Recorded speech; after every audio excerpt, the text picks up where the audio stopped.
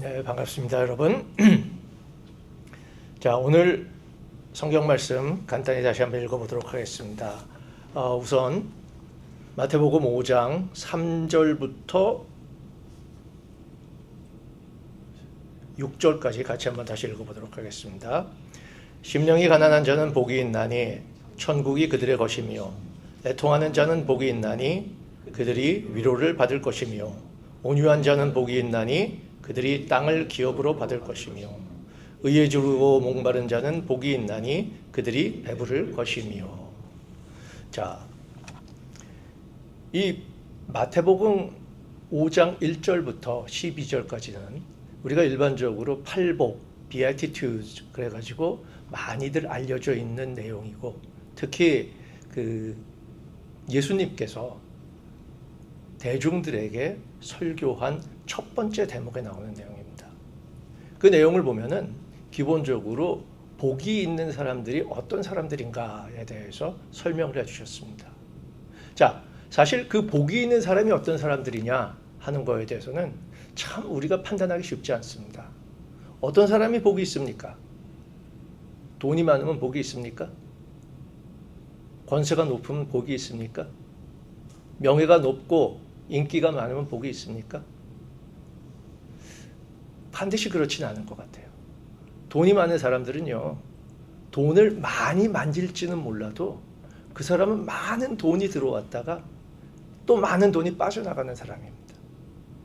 그래서 끊임없이 돈을 만지고 들어온 돈 챙기고 나가는 돈 챙기다가 1년이 지나고 10년이 지나고 평생 그렇게 살다가 가는 사람이 돈 많은 사람들입니다. 돈 많은 사람들 돈 제대로 못 씁니다. 권세 있는 사람들 어떻습니까? 여러분 권세 있는 사람들 많이 봤죠? 예? 우리 여기 계시는 분들 기억할지 모르겠지만 박정희 시대 때 날고 긴다 하는 그 유명한 사람들 다 어디 있습니까? 이후락이니 김영욱이니 그러면서 나는 새도 떨어뜨린다는 그런 권력을 가졌던 사람들 지금 뭐하고 있습니까? 인기 있는 사람들 보십시오. 80년대 90년대 인기 있었던 사람들 지금 아무도 찾지 않습니다. 제가 90년대 한국을 떠날 때 유명했던 사람들이 누구냐면은 서태지와 아이들이었습니다. 그 사람들이 정말 가요계의 지형을 완전히 바꾼 사람들이었어요. 그런데 그 사람들 지금 어디가 있습니까? 제가 그 이후로는 팔로우업을 못했지만 지금 보세요. 지금은 뭐 BTS니 블랙핑크니 하면서 전혀 새로운 사람들이 오고 있습니다. 세상이란 이런 겁니다. 우리가 지금 사는 시간, 이 시간에는 이 사람들 보면 부럽다. 이 사람들 보면 복이 있는 것 같다.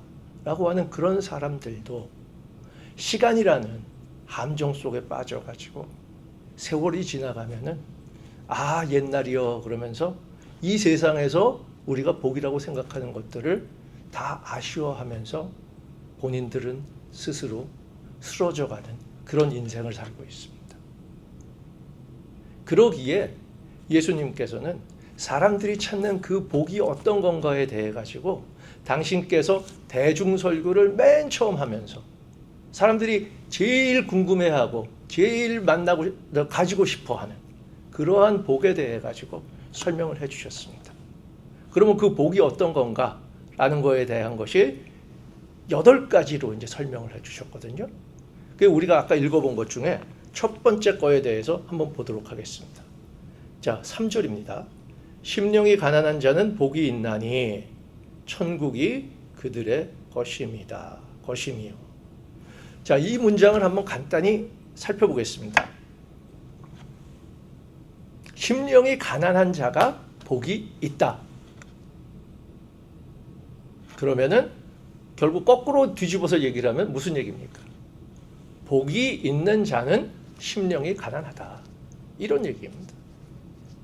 자, 그러면 2가지 얘기가 나와요. 복이 있는 사람들은 심령이 가난하다. 심령이 가난한 자는 복이 있다. 같은 내용이죠. 그렇죠? 자, 그러면은 성경에서 한번 찾아봅시다. 복이 있는 자들은 어떤 사람들입니까?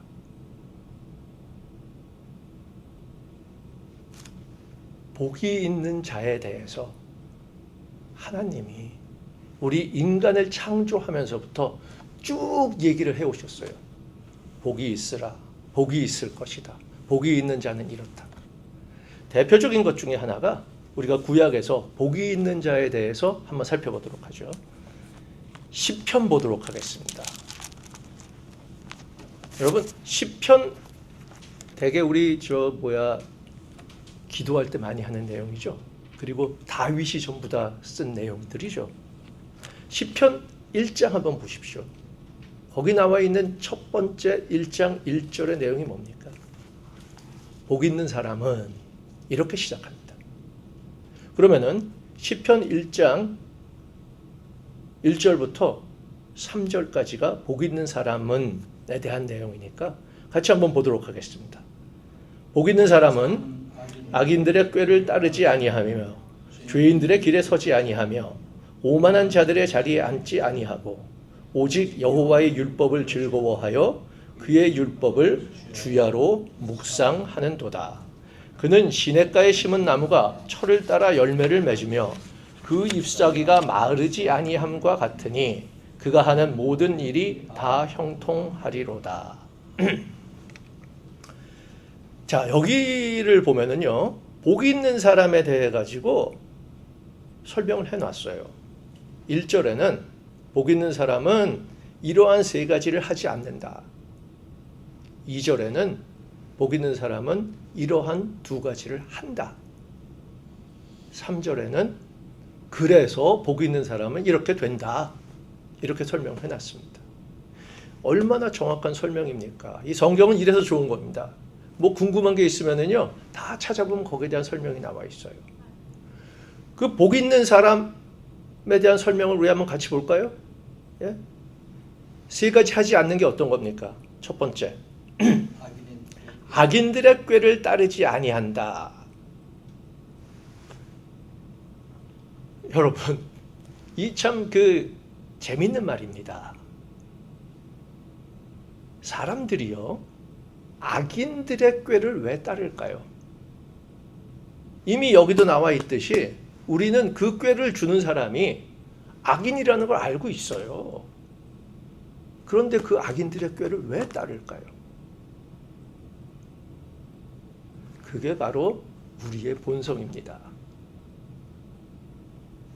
악인들의 꾀를 따르면은 뭔가 얻는 게 있습니다.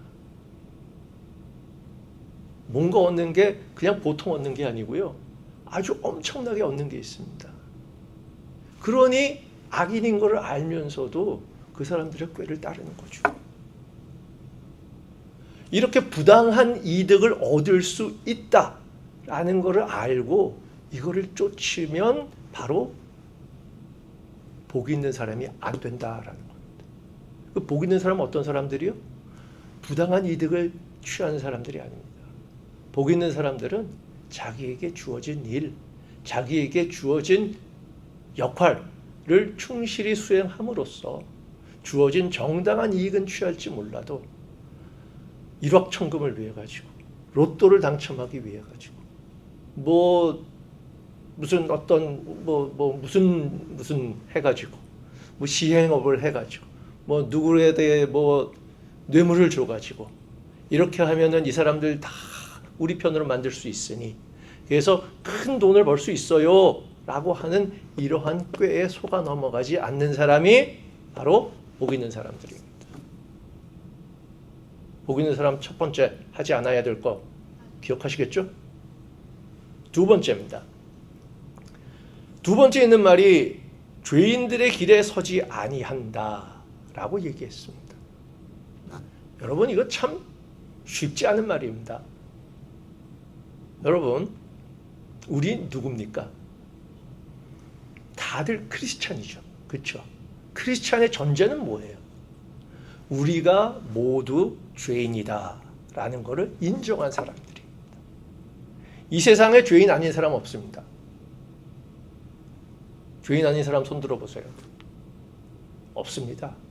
내가 죄인인 것을 아는 사람이 있고 내가 죄인인 것을 모르는 사람이 있을 뿐이지 우리는 모두 죄인이다라는 게 우리 예수 믿는 사람들의 기본 전제입니다.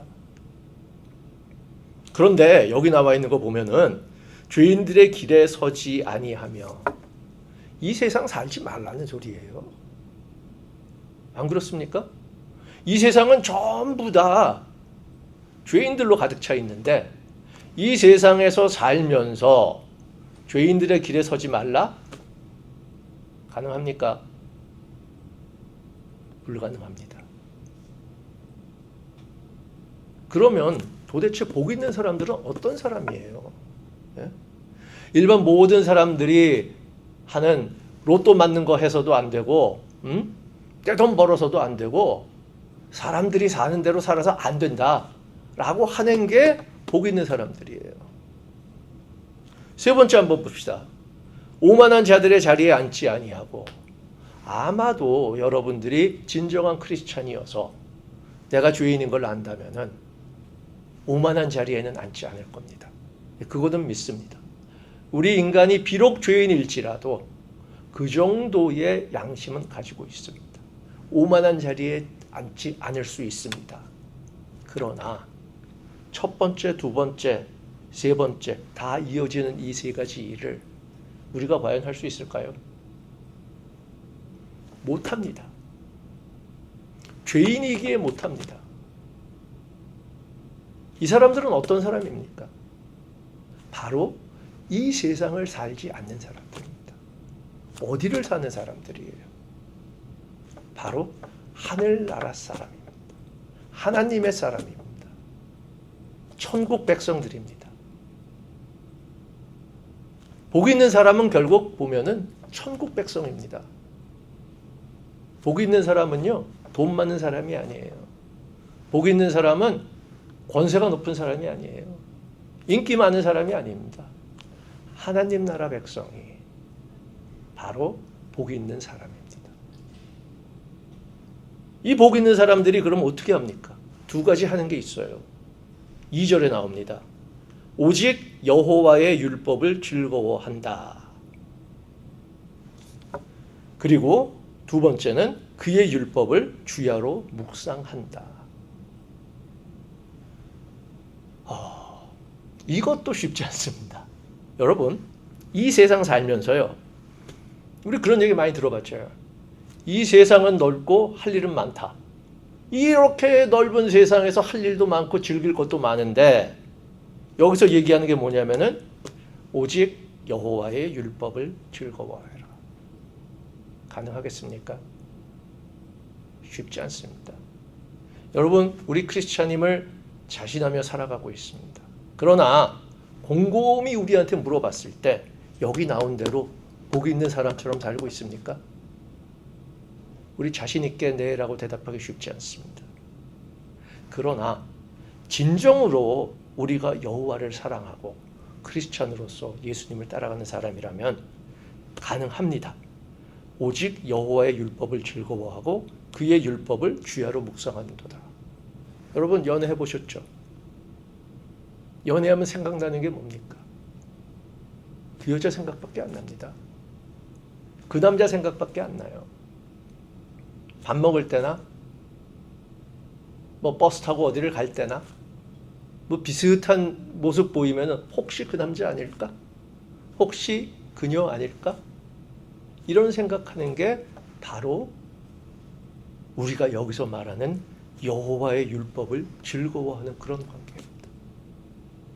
여러분, 골프 쳐보셨습니까? 골프 처음 시작하면은요, 눈에 보이는 게 골프 공밖에 안 보입니다. 골프장에 있는 그 조그만 동그라미 그림밖에 생각이 안 납니다. 밥 먹을 때도 골프공 생각. 뭐 차 타고 갈 때도 그 그린 생각. 누워서도 천정을 쳐다보면은 파란 그린에 하얀 공이 똘똘똘 굴러가는 그 생각밖에 안 듭니다. 그런 느낌과 그런 기분이 바로 복 있는 사람들이 가지고 있는 여호와에 대한 생각입니다. 다시 말씀드리겠습니다. 복 있는 사람들은 그러면 어떤 사람들입니까? 하나님만 생각하는 사람입니다. 하나님의 나라에 살고 있는 사람들입니다. 하나님의 백성입니다. 하나님이요, 이 땅에 인간을 만들고 났는데 우리 다 아는 얘기입니다. 인간이 어떻게 됐습니까? 타락했죠. 예? 타락해서 노아의 홍수 때 다 쓸어 없앱니다. 노아를 통해 갖고 뭔가 새로운 인간을 만들어 보려고 그랬더니 역시 타락했습니다. 그래서 할 수 없이 하나님께서 선택하신 내 백성이 있습니다. 그게 바로 아브라함의 자손들입니다. 아브라함의 자손들이 바로 하나님이 선택을 하셔가지고 이 땅에 내 나라를 만드시겠다라고 한 겁니다. 그런데 우리가 다 알고 있듯이 그 아브라함의 자손들이 하나님의 약속을 지켰습니까? 못 지켰습니다. 그래서 하나님이 안타깝게 생각하시면서 결국 하신 게 새로운 약속을 하신 겁니다. 그래서 아브라함과 한 약속이 옛날 약속, 구약이라고 하면은 하나님이 우리하고 새로 하신 약속이 바로 신약입니다. 그 새로운 약속에 따라서 그 약속이 이루어진 것이 바로 뭐라고요? 예수님이 이 땅에 오신 겁니다. 왜? 이 땅에 하나님 당신의 나라를 만드시기 위해서. 하나님이 하신 약속에 대해서 같이 한번 보도록 하겠습니다.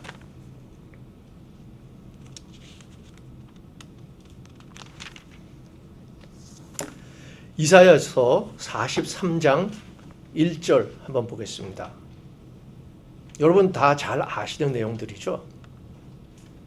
자, 43장 1절 같이 한번 보겠습니다. 야곱아, 너를 창조하신 여호와께서 지금 말씀하시느니라. 이스라엘아, 너를 지으신 이가 말씀하시느니라. 너는 두려워하지 말라. 내가 너를 구속하였고 내가 너를 지명하여 불렀나니 너는 내 것이라.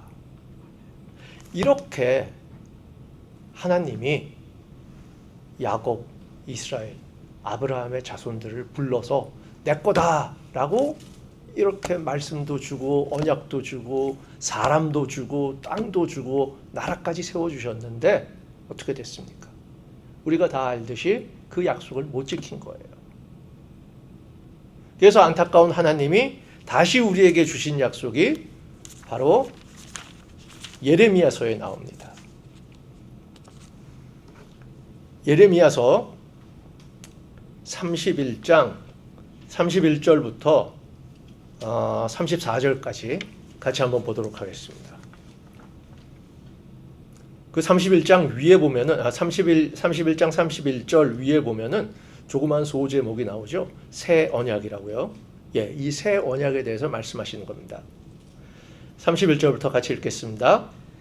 여호와의 말씀이니라. 보라, 날이 이르리니 내가 이스라엘 집과 유다 집에 새 언약을 맺으리라. 이 언약은 내가 그들의 조상들의 손을 잡고 애굽 땅에서 인도하여 내던 날에 맺은 것과 같지 아니할 것은 내가 그들의 남편이 되었어도 그들이 내 언약을 깨트렸음이라. 여호와의 말씀이니라. 그러나 그날 후에 내가 이스라엘 집과 맺을 언약은 이러하니 곧 내가 나의 법을 그들의 속에 두며 그들의 마음에 기록하여 나는 그들의 하나님이 되고 그들은 내 백성이 될 것이라. 여호와의 말씀이니라. 그들이 다시는 각기 이웃과 형제를 가르쳐 이르기를 너는 여호와를 알라 하지 아니하리니 이는 작은 자로부터 큰 자까지 다 나를 알기 때문이다. 내가 그들의 악행을 사하고 다시는 그 죄를 기억하지 아니하리라. 여호와의 말씀이니라. 네. 자, 여기 있는 새 언약을 보십시오. 우리를 만드신 그 하나님의 참 안타까운 심정이 잘 나타나 있습니다. 내가 너희들 손을 잡고 직접 애굽에서 끌어내지 않았니? 구해주지 않았니? 홍해를 갈라가지고 너희를 구해주지 않았니? 그래서 내가 너의 남편이 된다라고 그렇게 언약까지 했는데 신부인 너 이스라엘은 남편인 나도 버리고 음행하지 않았느냐. 이게 바로 아버지인 하나님. 너는 나의 백성이고 나는 너의 하나님이 될 것이다 라고 선언하신 하나님이 가지고 계셨던 안타까움이고 그리고 아쉬움이셨습니다. 그런데 하나님은 어떤 분이십니까? 헤세드예요. 변함없는 사랑이세요. 우리 같으면 어떻겠어요? 여러분, 내 아내가 나 말고 다른 남자하고 음행하고 있는데 다시 용서해주고 받아주겠어요? 그렇게 한 사람이 있습니다. 호세아 선지자 같은 분. 예? 그러나 사실 대부분의 우리들 잘 못합니다. 심지어 구약에 보면은 음행한 여인한테 대해서는 그거를 이유로 이혼까지 할 수 있게 해놨습니다. 하나님도 인정한 부분들입니다. 그러나 하나님은 우리 같지 않으세요. 우리가 음행하고 하나님을 배반했을지라도 하나님은 그 영원하신 본인의 본성인 사랑으로 우리를 다시 구하려고 하셨습니다. 그래서 예레미야 선지자를 통해서 다시 이렇게 새 언약을 주신 겁니다. 이게 복이 아니면 뭡니까? 바로 이 내용을 알고 이렇게 우리에게 주어진 복을 알고 이 약속을 따라오신 예수님을 그리스도로 받아들여서 그분의 길을 따르는 우리가 바로 복 있는 사람들입니다. 그래서 예수님께서 오자마자 이렇게 사람들, 대중들을 모아놓고 처음 하신 설교 내용이 바로 이 복에 대해서 말씀을 하신 겁니다. 니들 복 그렇게 원하고 복 있는 사람 되고 싶어 그렇게 노력하는데 복이란 이런 거야 라고 설명을 하셨습니다. 복은 뭐냐? 천국 백성이 되는 것. 하나님 나라의 사람이 되는 게 바로 복이야. 그 천국이 어디 있어? 천국이 어디 있습니까? 예수님 팔복에 관한 산상수훈 하시기 전에 천국에 대해서 말씀하셨어요. 여러분 그 마태복음 5장 나와 있는 거 그 바로 건너편 쪽 한번 보십시오. 4장 17절입니다.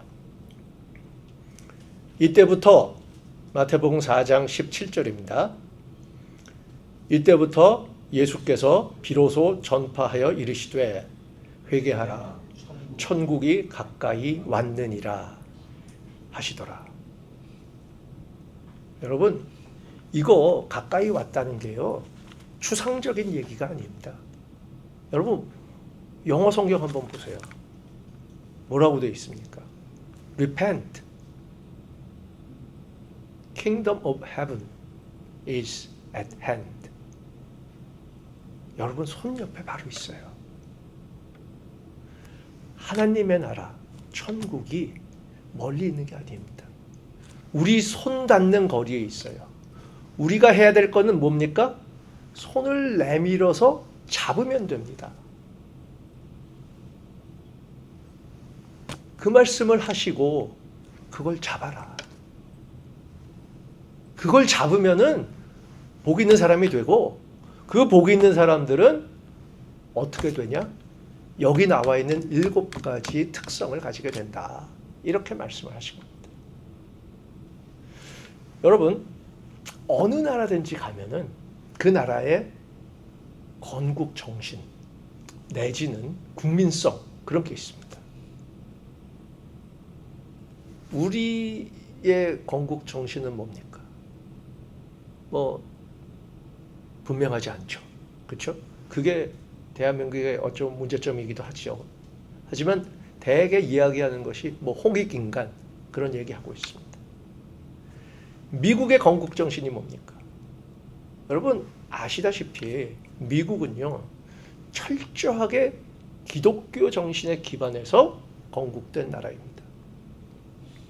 여러분, 토마스 제퍼슨이 기초한 독립선언서 한번 보세요. 거기 보면 이렇게 나와 있습니다. 제가 정확하게 기억하는지는 모르겠지만 인간은 동등하게 창조되었다. 창조주께서 우리에게 부여하신 떼어낼래야 떼어낼 수 없는 권리, 즉 생명권, 자유권, 그리고 행복을 추구하는 이 권리는 하나님이 우리에게 부여한 것으로 어느 누구도 인간으로부터 떼어낼 수 없는 그러한 권리를 주셨고, 그 권리를 가진 우리 인간들은 전부 다 동등하게 창조되었다. 이러한 정신하에 건국된 것이 바로 미국입니다. 그게 바로 아메리칸 스피릿입니다. 그래서 미국에서는 자유가 무엇보다 중요하고 동등하게 대우하는 것이 무엇보다 중요합니다. 미국 사람들요, 여러분 살아보셔서 아시겠지만 자유를 억압하는 거요 결코 참지 못합니다. unfair하다란 말이 제일 싫어하는 말입니다. 왜냐하면 우리는 동등하게 태어났다라는 걸 믿고 있기 때문입니다. 이러한 정신 하에서 50개의 나라들이 모여 있는 곳, 버지니아니든지 버지니아 사람이든지 뉴욕 사람이든지 텍사스 사람이든지 캘리포니아 사람들인지, 여러분 가보면 다 다릅니다. 너무나 달라서 공통점이 하나도 없는데 어떻게 이 나라가 한 나라로 살 수 있을까라는 게 정말 의문이 들 정도로 다르고 다양한 곳이 미국이라는 곳입니다. 그 미국을 하나로 잡아주는 바로 그 아메리칸 스피릿이 바로 우리가 말씀드린 창조주가 동등하게 만든 불가분의 박탈할 수 없는 기본권을 갖고 있는 우리 인간, 동등하게 만들어진 이 인간이라는 이 기독교적인 정신, 이걸 바탕으로 만들어진 것이 미국입니다. 마찬가지로 여러분 한국 한번 생각해 보세요. 우리 흔히들 이런 얘기합니다. 외국 사람들이 와가지고요, 김치 막 먹고 된장찌개 아무 문제 없이 먹고 그럼 그런 얘기합니다. 어이, 저 사람 한국 사람 다 됐네. 그렇죠. 만약에 누군가가 와가지고 아리랑을 들으면서 우리의 한을 느끼고 각설이 타령, 작년에 왔던 각설이가 또 왔다라는 그 각설이 타령을 들으면서 우리의 흥을 같이 느낄 수 있다면 그 사람 한국 사람 된 겁니다. 맞습니다. 그런 게 바로 건국 정신 내지는 그 집단, 그 국민을 정의할 수 있는 국민성인 것입니다. 예수님이 우리에게 이 팔복을 통해 가지고 이 비애티튜드를 통해 가지고 우리에게 알려주신 것이 바로 천국 국민성입니다. 천국 사람들의 국민 정신입니다. 그 정신이 8가지로 요약돼서 나온 겁니다. 자, 우리가 하나님의 선택된 백성으로 하나님 나라의 백성이 된 것도 큰 복일 뿐만 아니라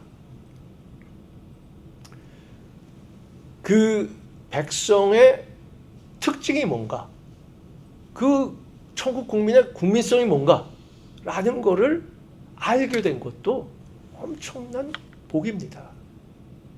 왜냐하면 한번 생각해 보세요. 우리는 천국 백성입니다 라고 얘기합니다. 맞아? 내가 천국 백성 맞아? 확인할 방법이 가끔 없죠.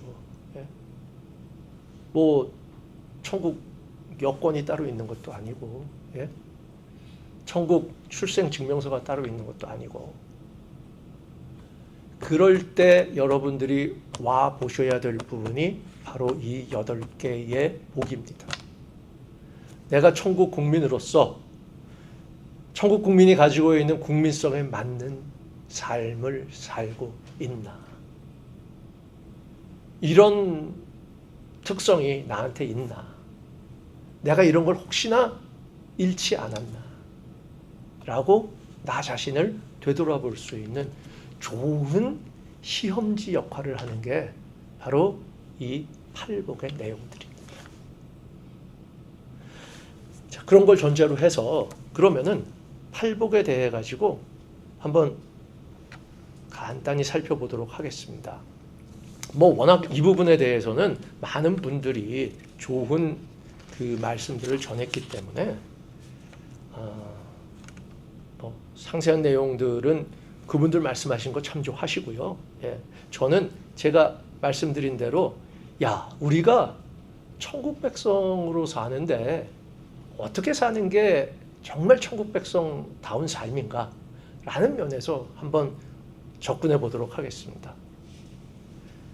천국 백성 사람들은요, 첫째, 심령이 가난합니다. 왜 가난하겠어요? 여러분, 왜 가난하겠습니까? 천국 사람이기 때문에 가난할 수 있습니다. 천국은 어떤 곳입니까? 안 가봐서 잘 모르겠지만 우리가 알고 있는, 우리가 이 성경을 통해서 그려지는 천국, 가장 첫 번째 특징 중에 하나가 뭐냐면은 부족함이 없는 곳이 천국입니다.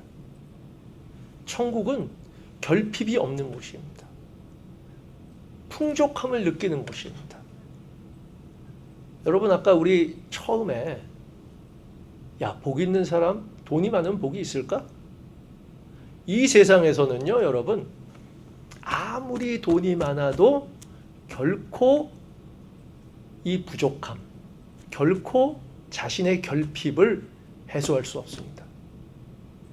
역사상, 아니 뭐 역사상이라고 할 수는 없겠죠. 저희가 알고 있는 시기에서 가장 돈 많았다고 생각되는 록펠러 얘기 들어보셨죠?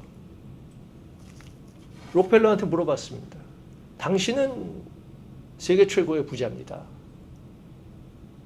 이제 그 세계 최고의 부자로서 뭐 더 부족한 게 없으실 것 같은데 뭐가 더 부족하십니까? 록펠러가 한 말이 딱 그겁니다. 내가 돈을 조금만 더 벌었으면. 정말입니다. 여러분 제가 아는 선배 중에 한 분이 그 저 IT 쪽에 일을 많이 하셔가지고 이 뭐 떼돈 번 그 저 뭐냐 벤처 해가지고 떼돈 번 사람들 많이 압니다. 그런 사람들은 뭐 그런 얘기 해요. 보통 사람들은 이 저 뭐 자기 부를 자랑할 때 차를 가지고 자랑합니다. 그 사람들은요 비행기 가지고 자랑해요. 자가용 비행기 가지고 자랑해요.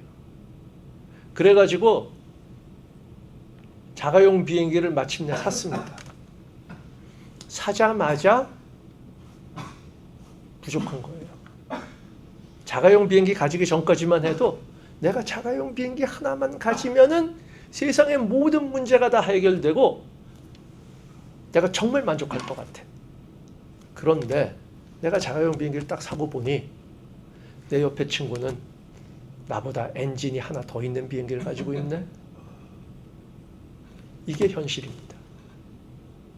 이게 우리가 살고 있는 죄인들의 세상의 현실입니다. 따라서 진정한 천국 백성이라면은 마음이 가난할 수 있습니다. 결핍감이 없습니다. 부족함이 없습니다. 본인이 정말 자가용 비행기를 굴리고 있을 정도로 돈이 많아도 결핍감이 없고 내일 먹을 끼니를 걱정할 정도로 정말 빈궁에 처해 있을지라도 정말 천국 백성이라면은 부족함이 없습니다. 그게 바로 심령이 가난한 자의 특성입니다. 예수님도 말씀하셨지 않습니까? 천국이 그들의 것입니다. 천국에 그들의 것인 사람들은 심령이 가난합니다. 두 번째, 천국 백성들은요, 애통합니다. 왜 애통해야 할까요? 천국을 보았기 때문입니다. 천국은 어떤 곳입니까? 정의가 바로 서고 공의가 마르지 않는 강물처럼 흐르는 곳입니다. 그렇게 정의롭고 공의가 가득 찬 그런 세상에서 살다가 그런 세상이 내 나라라고 살고 있는 그 사람들이 이 땅에 왔을 때 어찌 애통하지 않을 수 있겠습니까? 애통하지 않으면 오히려 비정상이죠. 지금 이 현실을 보면 너무나 비정상이죠. 아까 우리 김 목사님 말씀하셨듯이 우리 주변에 일어나고 있는 얼마나 불의한 일들이 많습니까? 얼마나 억울한 사람들이 많습니까? 얼마나 정말 핍박받으며 갇혀있는 사람들 많습니까? 정의롭습니까? 아닙니다.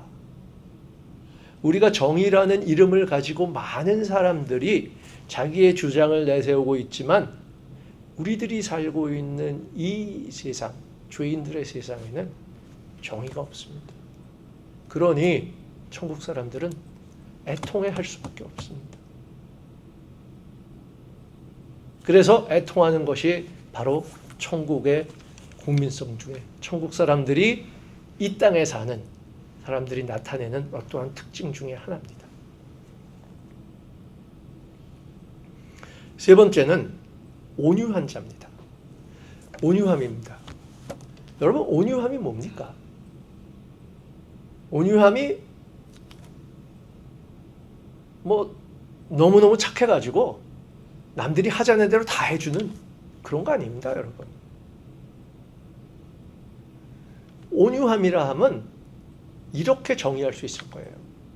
내가 이렇게 할 수 있고 저렇게 할 수 있는데 그럼에도 불구하고 안 할 수 있는 그 능력이 바로 온유함입니다. 가장 좋은 예가 뭔지 아세요? 여러분 다들 알고 계시는 이야기 있죠? 다윗입니다. 다윗이 사울 왕을 단숨에 쳐 죽일 수 있는 기회가 몇 번이나 있었습니까? 그 두 번의 절호의 찬스에도 불구하고 다윗은 단 하나의 이유로 사울 왕을 죽이지 않았습니다. 내가 어찌 감히 하나님이 기름 부으신 자를 해칠 수 있단 말이냐. 그것이 바로 온유함입니다. 내가 지금 마음대로 얼마든지 할 수 있어. 내 능력, 내 힘이면은 이까짓 거 다 사버릴 수도 있어. 다 엎어버릴 수도 있어. 하지만 안 해. 왜냐? 하나님이 지으신 거니까. 하나님이 지으신 사람들이니까. 하나님이 지으신 영혼이니까. 그러기에 나는 상대방을 정죄할 수 없는 겁니다. 우리가 아무리 뛰어나고 우리가 아무리 공의롭고 우리가 아무리 정의를 지킨다 하더라도 우리는 감히 상대방을 정죄할 수 없는 이유는 온유함을 가지고 있다라는 증거입니다. 정말 정죄하지 않을 수 있어야 됩니다. 겉으로만 아닌 척하는 게 아닙니다. 속으로도 정말 정죄하지 않는 그러한 온유함이 있어야 하나님의 사람입니다. 이 산상수훈에 보면은요, 이 팔복 이후에 예수님 말씀하십니다. 정죄하지 마라. 왜냐? 네가 정죄한 대로 똑같이 정죄받을 것이기 때문에 그 말씀하십니다. 그거 저 맨 처음에 제가 성경 보면서 참 이해하기 힘들었단 말이에요. 아니 어떻게 사람을 이렇다 저렇다 하지 않고 살 수 있을까? 그런 생각이 녹아들 수 있어야 됩니다. 왜? 내가 하나님이 만든, 하나님이 창조하신 이 동료들을 정죄할 수 있는 그러한 처지가 아니다라는 것을 인정하는 이 온유함이야말로 바로 하나님 백성된 가장 기본된 특징 중에 하나입니다. 그 다음에 나온 것들이 의에 줄이고 목마른 자입니다. 다시 돌아갑니다. 하나님 나라에서 온 사람입니다. 이 땅에 와보니까 의가 없어요. 의인은 없으니 한 사람도 없다. 정말 없습니까? 예, 정말 없습니다. 라고 이야기하는 것이 우리 예수 따르는 사람들입니다. 만약에 한 의인이라도 있었으면은 예수님이 그리스도로 이 땅에 오실 이유가 없었어요. 그런데 내가 의롭다고 주장을 해요? 내가 하는 게 맞다라고 큰 소리를 쳐요? 누가 감히 그런 얘기를 합니까? 못합니다. 그렇기 때문에 항상 의를 찾아다니고 의가 어디 있는지 끊임없이 찾는 그 의의 추구 과정, 그것이 바로 우리 크리스찬, 하나님 백성들의 삶입니다. 이 의를 찾는 과정을 놓치는 순간 우리는 크리스찬임을 포기하는 것입니다. 여러분들 주변에 의롭지 않은 일이 보이십니까? 나서십시오. 나서서 의를 세우기 위해서 무엇라도 하십시오. 그것이 우리 크리스찬의 기본적인 국민성입니다. 천국 백성이 해야 될, 이 땅에서 해야 될 사명인 것입니다.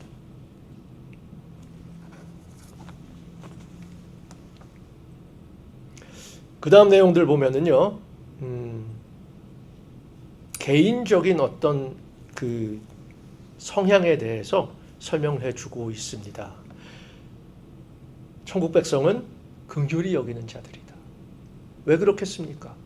하나님이 긍휼이시기 때문입니다. 하나님이 왕이신 나라에 살고 있는 그 백성들은 당연히 하나님을 따라 배우겠죠. 그러니 긍휼하신 하나님의 나라에 사는 우리들은, 천국 백성들은 긍휼히 여겨야 됩니다. 그 다음이 마음이 청결합니다. 아니, 우리 성스럽다라는 게 어떤 겁니까? 하나님께 바치는 게 성스러운 거 아닙니까? 하나님은 purity, 순결 그 자체입니다. 그렇기 때문에 우리가 하나님께 제물을 올리고 그리고 구약시대 때 하나님께 제사를 올릴 때 가장 중시했던 것이 흠 없는 어린 양입니다. 이 순수성을 잃으면은 그 순간 바로 하나님 나라에서 시민권 상실하는 거죠. 예? 그러니 하나님은, 하나님 나라 사람들은 마음이 청결합니다. 그리고 그 다음에 나오는 것들이 화평하게 하는 자입니다. 자, 하나님은 다툼이 없으십니다. 왜냐하면은 하나님은 이 세상의 모든 창조물을 다 당신께서 만드셨습니다. 만드시고 나서 어떻게 말씀하셨습니까? 보기에 좋더라. 다 좋게 만드셨습니다.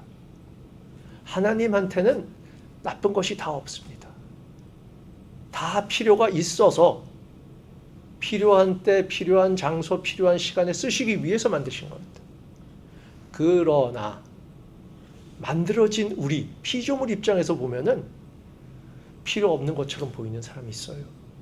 우리 바로 옆에 있는데, 아니 저 사람은 도대체 뭐 하는 거야? 나는 이렇게 정말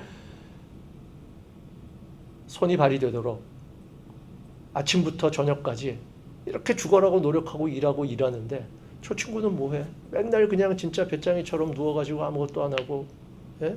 밥만 축내고 있는 거 아니야? 아닙니다.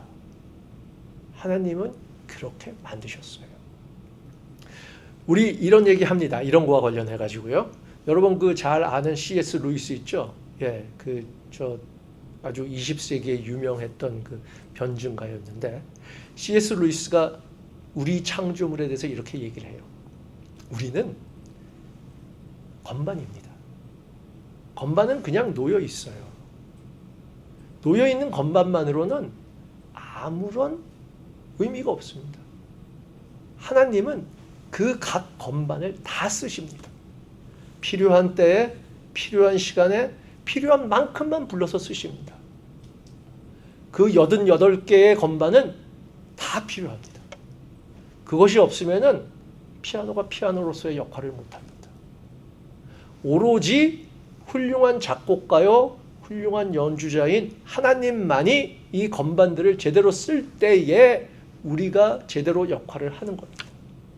그런 것처럼 만들어진 우리, 이 피조물들은 화평하게 만들어졌습니다. 그렇기 때문에 그 천국의 모습을 본 천국 백성들은 화평해질 수밖에 없습니다. 그렇지 않으면 안 됩니다. 이게 바로 천국 백성의 또 다른 특성입니다. 마지막으로 나와 있는 게 의를 위하여 박해를 받는 자다.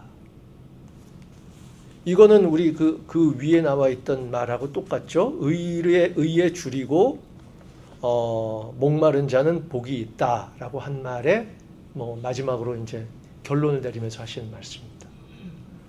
의를 위하여 박해를 받는 자, 이 자는 복이 있다.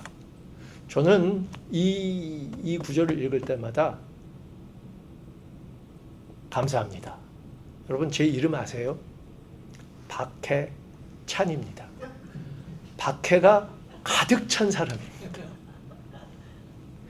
의를 위해서 박해를 받았는지 아닌지는 의심이 되지만 박해가 가득 찬 사람입니다. 저는 복 받았습니다. 그렇습니다, 여러분. 천국 백성이 왜 박해를 받을 수밖에 없을까요? 간단합니다. 의를 찾는 천국 백성은요, 결코 다수가 아닙니다. 우리는 소수입니다. 크리스찬은요, 항상 변방에 있었습니다. 소수로 존재해 왔습니다. 그럴 때 크리스찬이 소금으로서의 역할을 다했고 빛으로서의 역할을 다해 왔습니다. 여러분, 다수결이 진리가 아닙니다. 우리 주변에 일어나고 있는 다수결에 의한 횡포, 우리가 얼마나 많이 보고 있습니까? 우리 주변에 일어나고 있는 얼마나 많은 핍박받는 사람들이 적법하다라는 절차의 가면 속에서 다수결에 의해서 핍박받고 있습니까? 지금 우리 눈으로 보고 있지 않습니까? 이게 우리 현실입니다, 여러분. 다수결이 진리가 아닙니다. 진리는 진리이신 그분을 아는 겁니다. 그분의 말씀을 알고 그분의 말씀에 거해서 그 안에 있어서 그분의 제자가 되면 진리를 알게 될 것이고 그 진리가 우리를 자유케 하는 것입니다. 진리는 결코 다수결이 아닙니다. 여러분, 그 진리이시고 길이시고 생명이셨던 예수를 십자가에 못 박은 것은 빌라도가 아닙니다, 여러분. 소리치는 그 유대인들의 다수결로 예수님은 십자가에 못 박히셨습니다. 진리를 사랑했던 소크라테스가 독배를 받은 거는요, 여러분, 아테네의 어떤 폭군이 야, 저 소크라테스 내 귀에 거슬리는 말 자꾸 해서 안 되겠어, 쟤 죽여버려, 그렇게 한 거 아닙니다, 여러분. 아테네의 민주정이 가장 꽃피었을 때 소크라테스는 아테네 민중들의 다수결로 독배를 마시고 죽었습니다. 진리는 이렇게 외로운 겁니다. 진리의 길은 힘듭니다. 박해받는 길입니다. 여러분, 지금 이 마태복음 5장에 나와 있는 이 팔복과 병행 본문으로 되어 있는 누가복음 한번 보세요. 누가복음 6장입니다. 누가복음 6장 24절부터 26절을 보면은 마태복음에 나와 있는 팔복과는 또 다른 뉘앙스의 말씀을, 물론 같은 내용이긴 하지만 다른 뉘앙스의 말씀을 주십니다. 누가복음 6장 24절부터 26절까지 함께 읽어보도록 하겠습니다. 그러나 화 있을진저 너희 부요한 자여, 너희는 너희의 위로를 이미 받았도다. 화 있을진저 너희 지금 배부른 자여, 너희는 주리리로다. 화 있을진저 너희 지금 웃는 자여, 너희가 애통하며 울리로다. 모든 사람들이 너희를 칭찬하면 화가 있도다. 그들의 조상들이 거짓 선지자들에게 이와 같이 하였느니라. 예수님께서 직접 하신 말씀입니다. 칭찬받는 사람들 조심해야 됩니다. 박해받는 사람들, 전제는 의를 위하여 박해받는 사람들입니다. 저처럼 그냥 이름만 박해찬이 아니고요. 의를 위해서 박해받는 사람들 기뻐하십시오. 여러분들에게 하늘의 상급이 있을 것입니다. 여러분들이야말로 바로 천국 나라 여권을 흔들고 다니시는 겁니다. 이 8가지 특성, 이 8가지 국민성, 이 8가지 정신을 가지고 예수 그리스도의 제자로서